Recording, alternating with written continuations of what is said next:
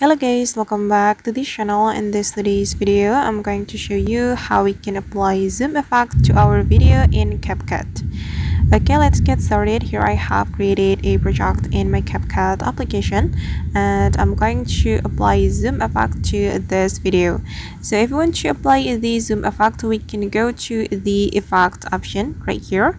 Then we have to select the video effect, and in this video effect we need to go to the lens category. And after the lens category has been opened, you can scroll down a little bit until you find the zoom lens effect, this one. Click on this effect and you can click on adjust. If you want to adjust the effect, you can adjust the speed and the range as well, like this. And after that, you just need to click on the check mark after you're done adjusting the effect.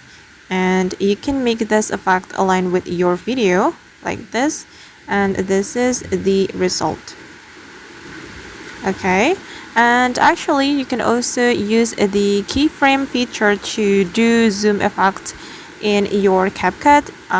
You can click on the video.